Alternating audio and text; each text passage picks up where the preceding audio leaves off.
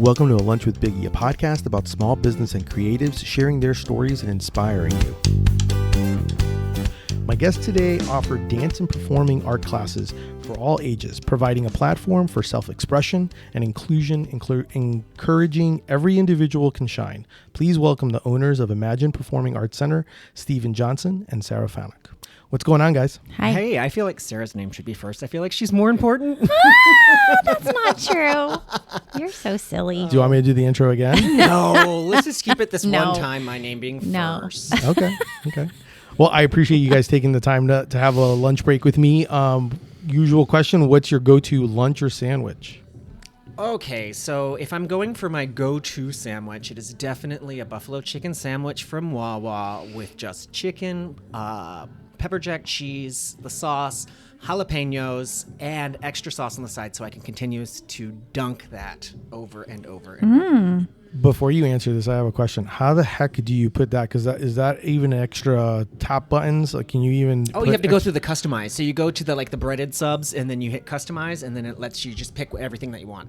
There's also this really good spicy jelly on there that I get every once in a while, it's I forget what it's called, but it's like a nice aioli that's nice and spicy. It's got a kick. Okay.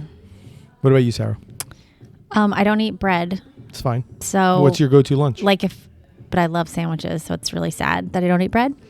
My go-to lunch right now is at this little place in the food court called Japanatolia. Okay. So good. It's Turkish. And I get their salad that has like a beet and olive oil dressing on it. And then their Anatolia chicken, which he explained to me is like Turkish spices with olive oil. Okay. It's so good. Sounds delicious. It is. So let's talk a little bit about Imagine Performing Arts Center. Tell me how it came to be, or let's back up first. Just tell people well, what is that? That sounds great. Performing Arts Center. Tell people what it is. What do you experience when you come here, and you were to come into Oviedo Mall and actually see your sign and walk in and wanted to take classes? Oh, that is a loaded question. I know. Because it's not just one or two or three or 11 things. It's a lot of things. I know. Yeah. That's what I want. That's why I want you guys to talk about. So we have a multitude of different dance classes. We have acting classes. We have musicals that kids can audition for and perform. We have people who bring in their own shows. We have magicians. We have murder mystery shows. We have singers. We have cabarets. We have straight plays. We have gay plays. We've got musicals. It literally runs the gamut. Mm-hmm. And we have improv. We have sketch comedy. We have somebody recently just started doing stand-up here, and it literally is anything you want it to be. We're about to have our very first burlesque group here. That's awesome. Yeah. It's what Steven said. So so perfect. So now this is present. Now let's rewind a little bit. How did we tell people a little bit about you two? What's your dance theater backgrounds? How did you guys meet? And remember, this is a lunch break, so we're short little break. Okay. I just kind of want to get an idea. So don't to give do people. The 10-hour story. No, that could be for afterwards. But okay. I just want to know what it is. How did you guys start? And then we'll go from how do you guys acquired and did all this. This is actually pretty funny. Is that Sarah grew up a dancer. I did not. She was my very first dance partner ever, and we are still together 18 years later. Yeah. Yes. She was there for my first ballet class. Yeah. Really? At the age of 22. Yes. Yeah. So we took class together at a different studio and quickly just realized we were like two peas in a pod. We're the Gorilla Squad. Yeah. We're the Gorilla Squad. That's what we call her. I love it. Gorilla Squad. We were so much bigger than the other couple. The other couple was 5'1". Yeah. And I'm just average height, and Steven's tall. We're both average height humans. I'm 5'9" but and a half. Yeah, I'm 5'6". And these people were 5 foot, 5'1". And so we'd be doing these dances next to them, and we'd be like, why do we feel so gigantic? So we started doing gorilla moves and noises at each other, and we just turned into the Gorilla Squad. I love it. Yeah. Complete with merch. Yeah. We do. We have merch. Yeah. What? Okay, so won't rival Deli Fresh threads. So that was 18 years ago. Uh-huh. Now give me the fast forward and tell me where because obviously there was there was kind of like an evolution to how Yes. we got to Imagine Performing Arts Center. So tell people a little bit about that. So obviously you guys have been dancing for over 18 Yeah. years. So we performed together for a really, like we still do, but like Yeah. that was our big thing is we were both teachers at a studio, and that studio provided us with so many opportunities to perform as well. We were in like an adult performance group, and we did shows at the studio, and through a series of events decided to leave that studio. And at the time, the previous owner of this establishment, which it used to be called Penguin Point, asked me if I wanted to run his dance program. And I was like, sure. And so I started to realize that the way he had things structured and the way we needed to structure kind of just didn't, in a way, like I had to make my own business. Got it. And so I formed an LLC, Imagine Dance Academy, that was kind of like a little sub company of Penguin Point Productions. So we were like cousins. Yeah. I paid him rent. Yeah. So we were in the space with him, but I just paid him rent. And we started with, and then I asked Steven, he was still at the former studio. Well, it's funny is that I actually, because I know we weren't going to talk about trauma or drama, but something happened where it was just no longer a place for us. She left before I did. I finished out the year, and after that point, I was not going to teach anymore. I was just going to focus on my performing. And then she called me, and I said, well, that changes everything. I guess I'm teaching again. Yeah. Well, and the thing that was nice about it is he didn't want to he had a certain way he wanted to do things. And so because we were brand new, he came in and he said, this is what I want to do. And I was like, great. Because it wasn't like I was... Gave you an opportunity. Yeah. And it gave him an opportunity to kind of write his own like way he wanted to do it. Whereas at the other place, we were kind of pigeonholed into what we'd been doing for a long time. And this was like, gave us the freedom. He was like, I want to run a kids dance company. Like I want to be in charge of putting shows on for these kids.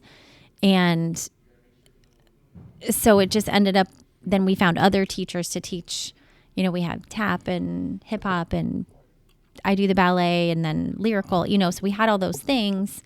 But like we could kind of put it together the way we wanted, with who we wanted. Yeah.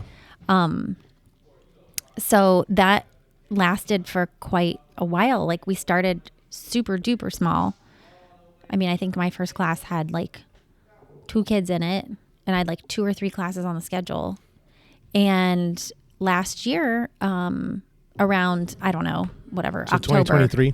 2022. So I guess it is 2022. 2024 now. Yeah. Sorry. It's okay. So in 2022, I was like, this is getting too big for me to do. And a big portion of what we are trying to do, and what I haven't mentioned, is our special needs Yep. We'll get there. programs. But I guess the reason I'm bringing it up now is because I kept seeing like, I need more help. I need more, like I had all these great teachers, but every one of my teachers had a full-time job. Like I was the only one that was working this full-time. And there's so many things that go into running a studio that it's possible to do alone, but it was like, I just wanted more help, and I wasn't looking to be, in other words, like people had said, you need to start a nonprofit. You need to make this into a nonprofit, get a board of directors, you'll get more help, you'll get some funding, and it'll be a little bit easier of a road. And I was like, okay. So we formed a nonprofit before we decided to become Imagine Performing Arts Center. We were just going to be Imagine Dance Academy nonprofit. And then the former owner of Penguin Point decided to sell his business. The nonprofit got together and said, why don't we purchase The business. the business? Why don't we just go for it? Because we needed actual physical space. Yeah. Because we had one dance room and we were growing. So we grew to about 75 students by that time. And we were like, what are we going to do? Do we move out? If he sells it, are we going to rent from the new owner? Like, are they even going to keep us? Like, what's going to happen? If we move to another place, we're going to have all this build out. This place is already done for us. Yeah.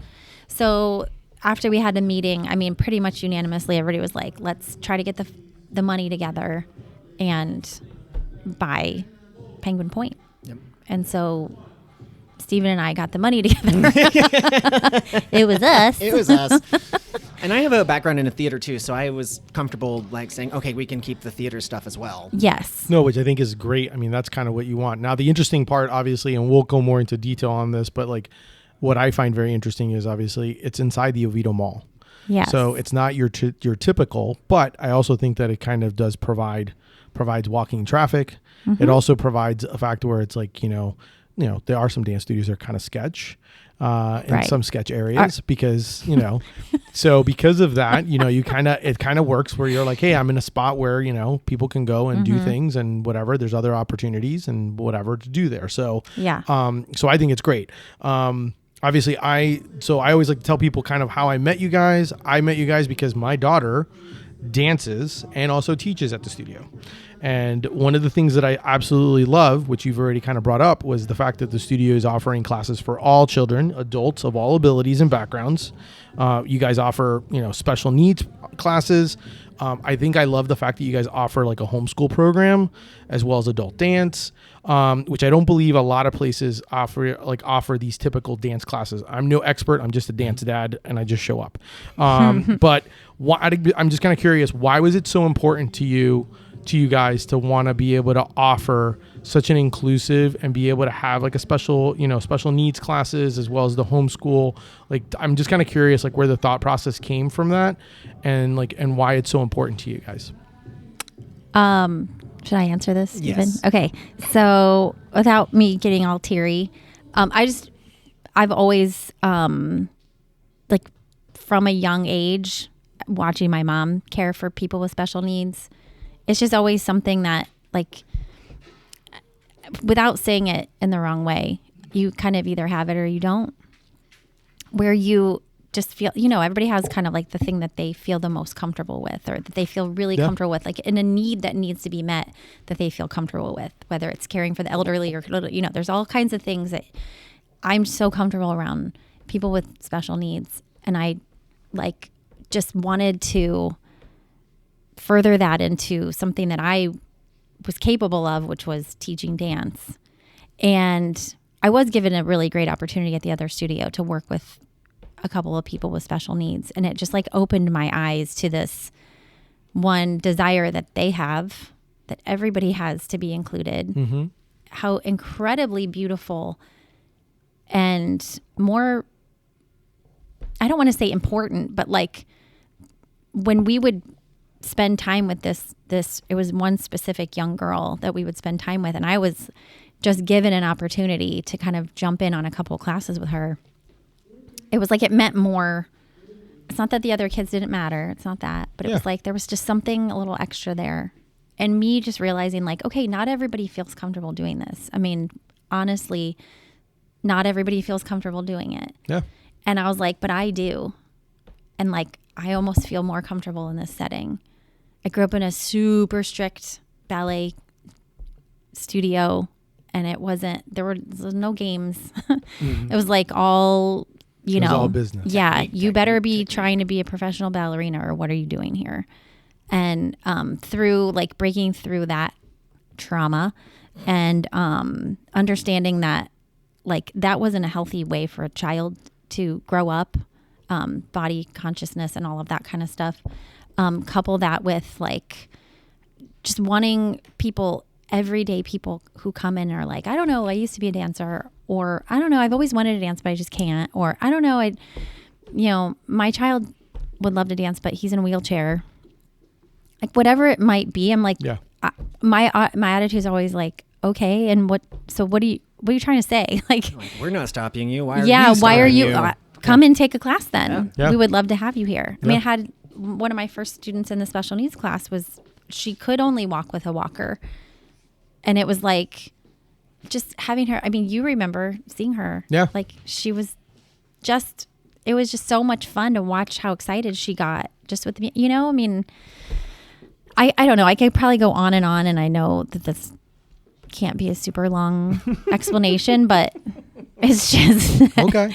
I love No, I love it. And then what about the homeschool? Out of curiosity, the homeschool program. homeschool. It was like, Is that something that a lot of places do? Because I think it's like a super smart idea. I mean, the fact that you guys are open, you're here all day. That's the thing, and is why most not? dance classes happen in the evening. Correct. And we were like, and that was a previous owner, like James was like, you need to hold homeschool classes. Like this place is empty during the day. That's like a whole market right there. It is. And we've got a theater homeschool class and a dance homeschool class. And they're both very full and very, like, we have very loyal people. And they have formed these relationships. And that's what the parents, like, they're like, you have no idea.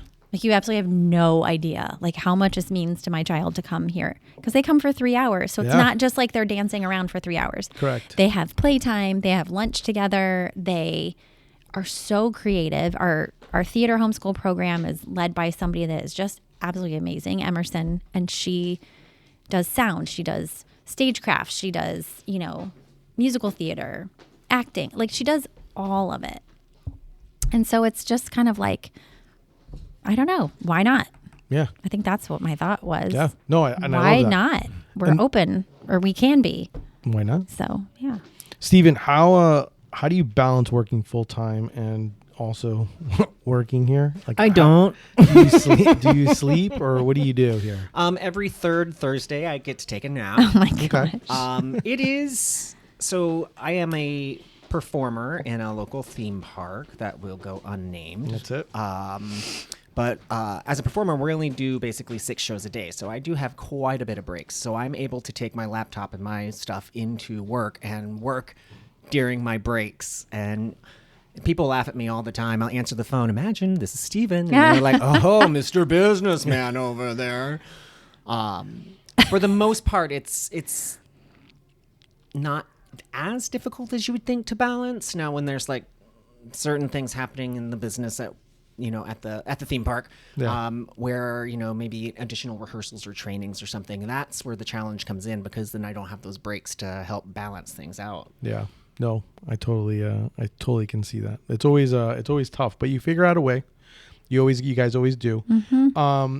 So you guys went from the dance studio to Performing Arts Center. How has the transition been so far for you guys for making that transition of going from, you know, being just dance to now having a whole gamut of all the different things that Steven said that you guys provide and do? Like, how has that transition been for you guys to kind of open up the aperture and having to deal with so many different things and maybe some things that you guys aren't, you know, as accustomed to, even though you guys are into entertainment and theater and all those things, but there's things that you may not be. How's that transition been? Speaking for, I don't know, like I'm going to say the wrong thing. Sue's like, what? Well, I mean, we I have don't different think, experiences. When Yeah, this- exactly. I think, You both give me let's put it different this experience. way. Transition wise, I think we've done an amazing job. Absolutely. Like, I think we are rock stars, Steven and I. We've stayed in the black since day one, and Yeah. to me that for We being took a new over business, a business that was already well established with the theater side of things. Yeah. It was well known in the theater community. I think the biggest challenge that we're having is the fact that we're not called the same thing, and that we're in the mall, you know, and so maybe not always taken as seriously as we would like to be. But at the same time, we, you know, Steven had so much theater background.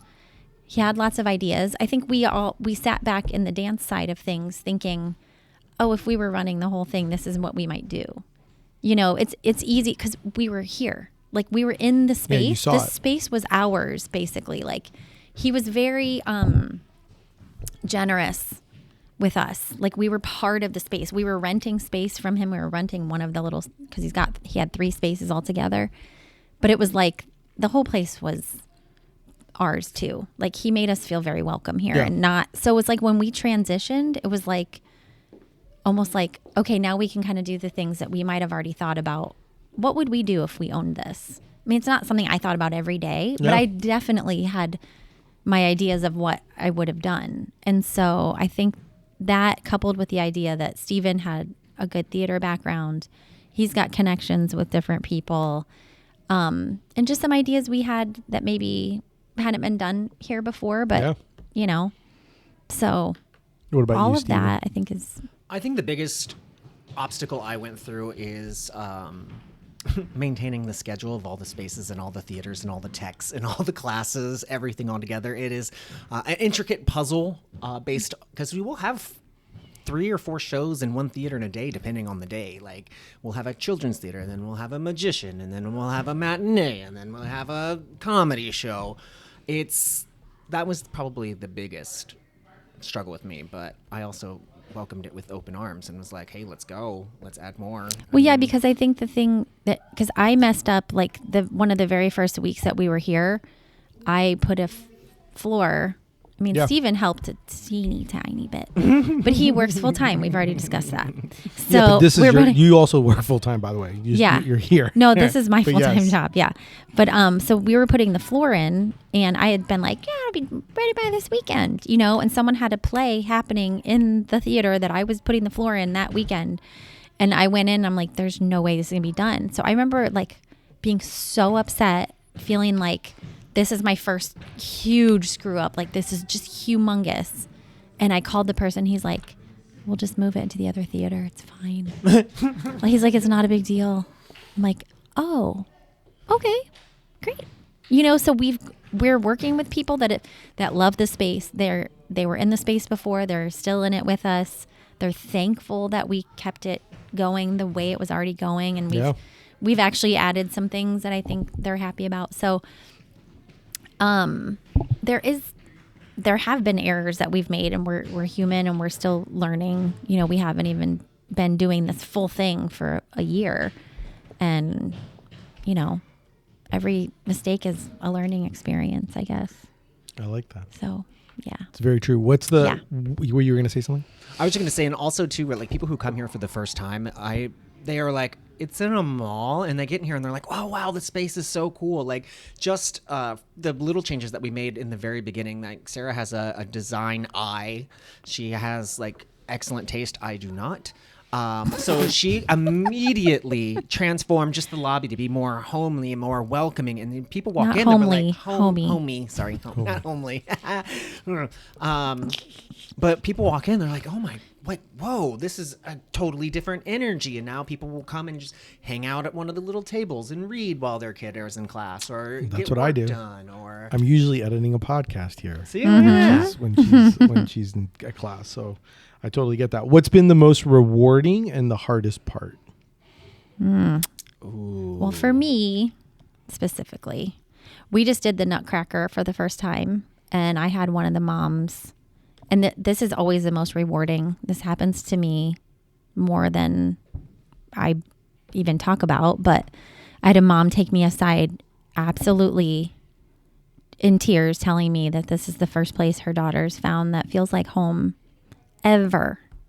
wow. In her entire life, and she's 12, you know. And I'm like, and it's just, I just feel thankful that I don't even realize that that's always happening, that it's happening not just with me but with the other people that work here, you know. And so to me, that's the most rewarding thing, is when I stress about the Nutcracker being perfect and all the costumes and all this and all that. And then I have a mom who, because we made sure we had numbers for special needs kids in the Nutcracker. I wanted it to be an inclusive thing. And just this idea, you have no idea what this means to our family. And I'm like, I probably can't really understand it, but I'm so incredibly thankful.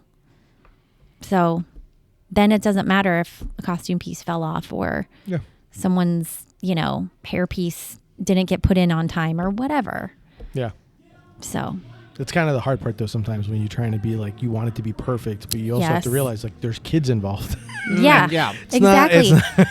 But I will say these kids are amazing, too. They care so much. Yeah. They put a lot of their own blood, sweat, and tears into everything. We just did a dance tribute to Frozen, and I was like dumbfounded that one of the girls came up to me right after our tech rehearsal, and she's like, Mr. Steven, I have a list I have to go through. I was like, excuse me? She's like, we need to go through all these things right now. I'm like, ma'am. Like, it was kind of amazing to see that they cared this much and that they wanted to put that much effort into it, and then just watch them grow from when they were just a tiny little tot to. Well, I think it's a testament to what you've done with them. So you've taught them all these things, and now you're having to put your money where your mouth is, because they're like, okay, now we're growing up and we see all these things you've been telling us, and now we're not gonna let them slide, which is awesome. Yeah. They've grown so much. It really has. Like, it was amazing. Just hardest part? Sleep. My to-do list. There's always 8,000 things to do. Yep. From like the most minuscule thing to, hey, have you filed your 501c3 paperwork yet? Yeah, because for the most What's taking so long, Sarah? It is Sarah and I doing, even though we have a board that helps with certain things. For sure. It is a lot on us to get everything done. So we constantly have ideas for things that are going to be great, and a new addition, a new class here, a new this. But it's going to take a minute before we can implement it because we're just constantly on the go. Yeah. And sometimes I'm trying to remind myself it's done is better than good. Is that what the saying is? Done is better than perfect. Oh, I don't know that saying. No, I don't know. Done is better than perfect. Somebody said that to me recently. Kind of like, get some of this stuff just done. Yeah. Instead of being like, spending 3 hours on Canva, making sure that the text is the exact right font, I mean, and I that's something I'm learning. That's hard for me. Yeah. I live by progress over perfection. That's a great one. That's what I live by. Yeah. Well, that's maybe the same thing. Yeah. It's the same idea. Progress over perfection. Progress over perfection. And that's, I tend to be perfectionist in some areas of my life, but that comes from growing up in a ballet studio and a home. I won't go into that. And a home where you were kind of like not really given any sort of accolades or praise unless everything was absolutely perfect. Yeah. And so that's what we're trying not to be that. Yeah. No, and I think, to be honest with you, I think that's like one of the things that I love about Imagine Dance, Imagine Dance Performance Center, like all of these things I appreciate because of the fact that like I see it. I've been the dance dad that's gone to different places and watched my kid and how it is and the structure, and like there is a great dance foundation and great foundation being established, but at the same time there's a lot of fun being had, and I think, and camaraderie, and I think that's like one of the things that I absolutely like love seeing. And then obviously as you see them kind of grow, because like obviously that's like the other cool part is to kind of see these performers and these children like become better from where they were years ago to like where they are now, because you've built this foundation and this amazing relationship with them, and they're taking, a lot of times they end up taking multiple classes because they love it, and so they're always here. And so those are some of the things that I've kind of noticed quite a bit. Now I know we've kind of talked a little bit about the Oviedo Mall being a kind of location but I will say this, that I admire and I appreciate the fact that what you've kind of done is you kind of you guys have leaned into it though, and like have become very like, hey, I want to do more collaboration with the community and things with the mall and stuff like that. Like, can you talk a little bit about that importance of being community based and building that community and kind of like that, that circle with even, kind of like embracing what you got, it's like, this is where I am, so I'm going to embrace it. Well, the thing that I love about the Oviedo Mall is it's all small businesses. I mean, there's like 3 businesses that you would know, but then otherwise it's Malarkey, who does handmade jewelry, and the olive oil company, and Cafe Natura, and there's all these different little businesses. Our Wizards and Lizards do tie-dye t-shirt. Everyone's got their own small business, and it's a human being that has put their blood, sweat, and tears into their business. When we just did a fundraising gala in December, and like we went around the mall. I have a couple of parents that are just like, yep, we're going around the mall, we're asking for stuff, and they give us stuff like, because they're like, yes, here. And even the big chain like Barnes and Noble, or they're B. Dalton here, but they're like, we know these people are our friends. Like I've gone to concerts with people at that work that like we have these friendships and these, because I'm here every day. I'm like down getting my coffee, I'm down getting my food, I'm here, I'm there.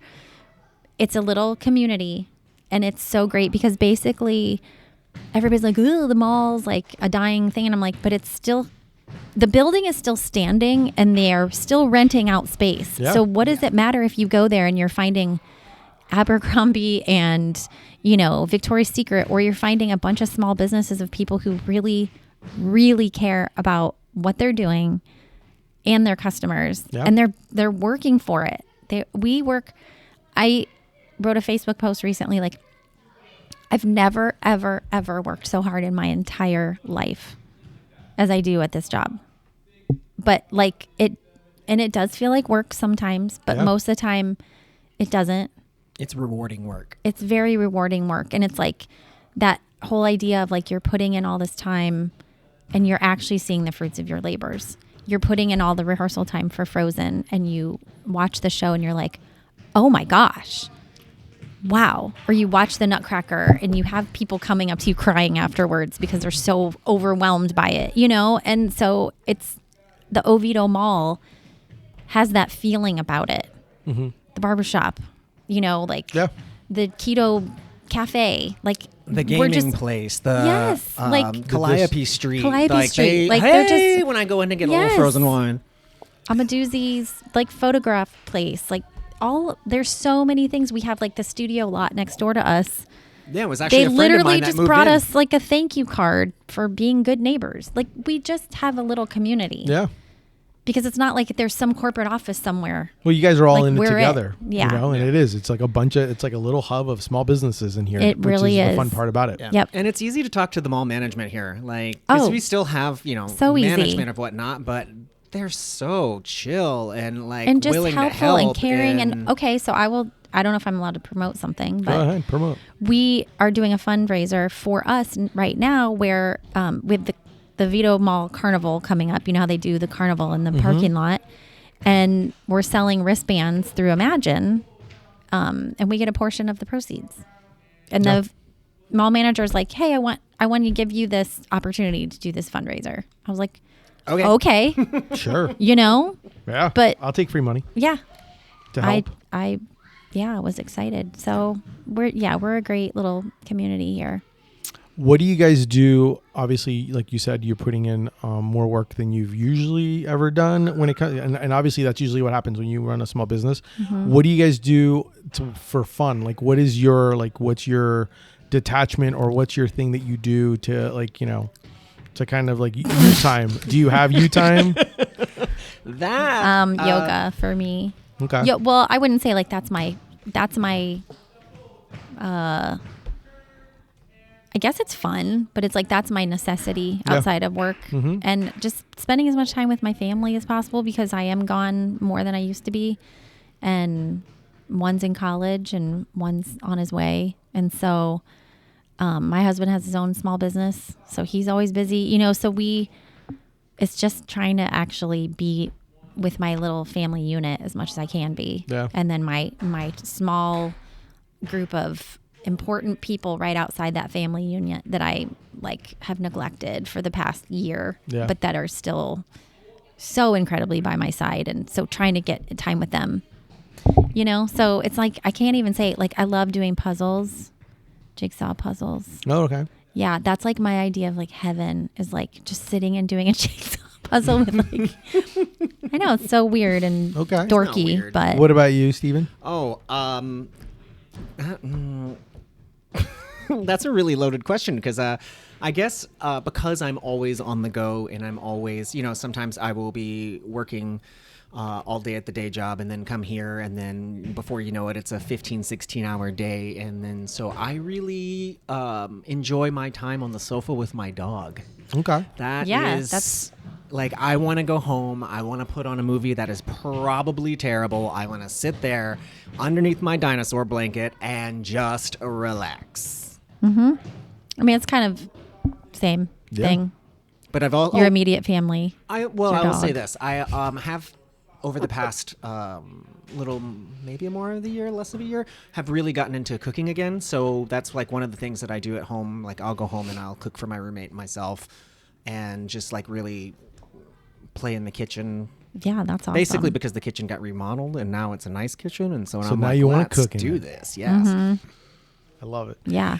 Steven, you just you directed. Is that what's? Tell me about the project that you have in the theater that you're going to have. Are you know you're involved? Is it like it's not the first thing you've written, but you're directing it? Or Yes, it is a play, a straight play, which for those who don't know, it just means it's not a musical. It's just a play.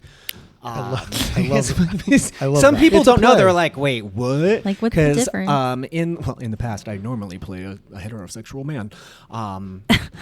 But anyway, it is. I got lucky enough. One of my friends had a reunion of sorts from Flow Arts, which was like a college for theater and all this fun stuff. Okay. And she reconnected with a friend that she had lost touch with, who is a legit NYC playwright.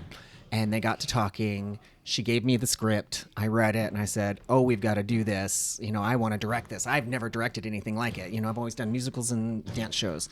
And so it's called Orion, and it's really cool because I've got some really badass actors that are just killing the game, and the playwright is actually coming down from NYC to see it and do a talk back for it. He's making a very special trip just for it, so no pressure at all, but yeah, it's going to be very good. It's about, you know, finding love, losing love, you know, giving love, Yeah. kind of like that, you know, the way that people navigate relationships. I love it. And will people be able to see it on the website? Like be able to purchase tickets and all those things? Absolutely. So, Okay. So one of my, okay, this is the thing. Speaking of the scheduling conflict, I had to push one of my performances because I accidentally double booked. And then one of my actors is on a cruise right now, so I can't confirm until he's off the cruise. So I can put the poster online. Okay. What advice would you give someone for wanting to start something? Ooh. My favorite thing to tell people is don't be afraid to fail. That's love that. Yeah. I am a ADHD monster, and I will make jewelry. I'll make crafts. I'll make costumes. I'm not afraid of like, oh, I want to know how to do this, trying to figure out how to do it, watching tutorials and failing to success. Failing forward. Failing forward. I think I would say don't be afraid of hard work, and don't expect it to come easy. So those are kind of the same thing. No. But I think sometimes with the culture that we're in, with social media, you know, our children especially think that things happen. And, you know, some of them do, and it's really annoying. But Do you want to talk about that? Not everybody's going to be a if it TikTok was star. okay, Let's just be as long honest. as it was my kid that became a TikTok star, I'd be fine with it. Yeah. You know, if he was like, "Hey, mom, I just bought you a Lamborghini." No, I don't want a Lamborghini. Okay. Yeah, the hard work is important, but it really pays off. It's not just a cliche. No, I absolutely love that. Where can people follow you guys? What's obviously it's going to be in the show notes, but where can people go and see you guys on social or location wise? So we're located in the Oviedo Mall. We are down on the side near Dillard's, Auntie Anne's. So sometimes people get lost when they try to find us. We're at imagineperformingartscenter.org is our website address. We're on Instagram, Imagine Performing Arts Center. We're on Facebook, Imagine Performing Arts Center. I think that's it. You can call Steven directly at... You can follow me on Instagram at Stephen Douglas Johnson. Yeah. And the cool thing about it is that like what I love, and Steven, you alluded to this in the beginning of the fact that you guys can rent. So like rent theater space. So like one of the cool things is if you did have a theater, a play, and you're like, hey, I've always wanted to do a play. Well, now you have no excuse because now you can rent a place to actually do the play. Absolutely. Well, and the great thing about us is we do a 50-50 ticket split. So there's no money due up front. Unless you're just renting our space just to film something that you want nothing to do with us. You just want our space. You can rent it. But most of the plays that happen here, the musicals, it's a production company coming in, using our space for rehearsals, using all of our lights, our tech, everything. And then we get a percentage of their ticket sales. So it's not any money up front. So well, with the exception of like the rights and licensing to their shows, or if they're doing something that's original, we get a lot of original works here as well. Yeah.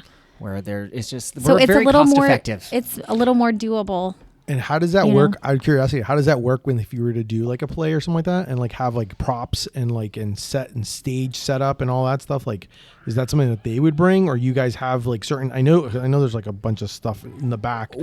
We've got Can a you be like, bunch of stuff. yeah? So We it's got a like, is bunch it of one of stuff. those where you're like, hey, you can use any of this, but if not, then you can bring it for when you do your Yes. thing? Is that how it usually works? So we Yeah. have a couple of resident companies here, like the Ensemble Company right now is doing. It's only a play, and they work with a set designer that comes and brings a lot of her own stuff here and builds these beautiful, immaculate sets, but also uses stuff that we have. Yeah. And then if somebody's coming in to show, we'll be like, you have access to all of these flats. If you want to paint them, paint them. If you want this pipe and drape, use this. Here's some extra lights. Yeah, we provide like a lot of Yeah.